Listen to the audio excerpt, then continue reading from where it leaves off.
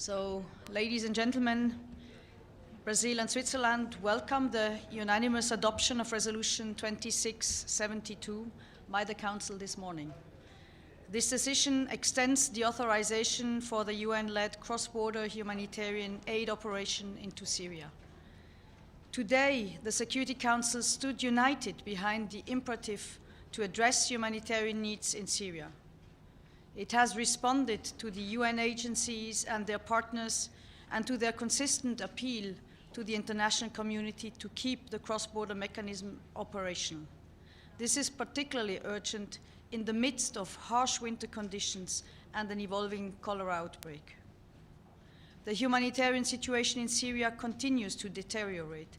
In order to meet the growing humanitarian needs and to protect civilians, rapid, unimpeded, and sustainable humanitarian access across Syria is needed to deliver more life-saving humanitarian assistance, as well as increased early recovery projects. The cross-border mechanism remains the only viable option to deliver aid to date, as it is the most effective means of assistance for millions of people in northwest Syria. We sincerely thank our predecessors, Ireland and Norway. Their persistent engagement as co-pen holders over the past months and up to the very last days of 2022 have guided the Council on a steady path to this adoption. Thank you very, very much. Along with Brazil, we will carry forward this work with equal dedication, and we will continue engaging with all Council members to serve the Syrian people in need. I thank you.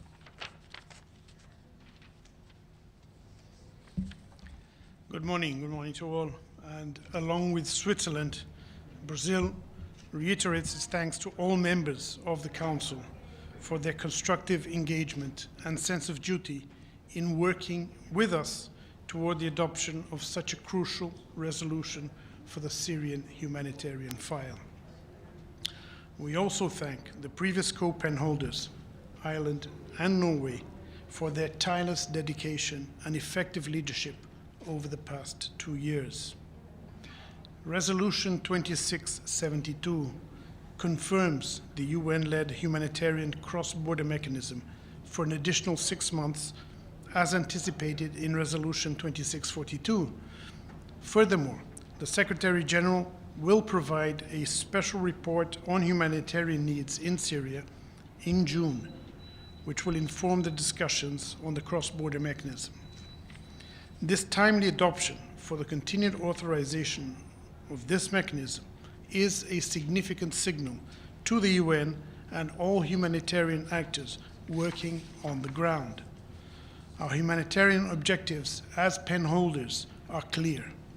Humanitarian assistance must reach all people in need in Syria through cross-border and cross-line operations, as well as early recovery projects, which are essential to allow the Syrian people to become more self-reliant and less dependent on humanitarian assistance. We look forward to a productive year ahead, which now begins with the maintenance of life-saving humanitarian aid to the Syrian people, including through the cross-border mechanism. I thank you, and we will not be taking questions on the Syrian humanitarian file. Ambassador, given the animosity that we've seen among Council members since Russia's invasion of Ukraine, what does this agreement among Council members say, if anything, about relations on the Council, and how much of a fight are you expecting in July? I says we're not taking questions on this. We have just taken over the file. We are very happy, as I said, on the Council unity on this matter, and the future we will deal with when we get to it. Another question then, if I may.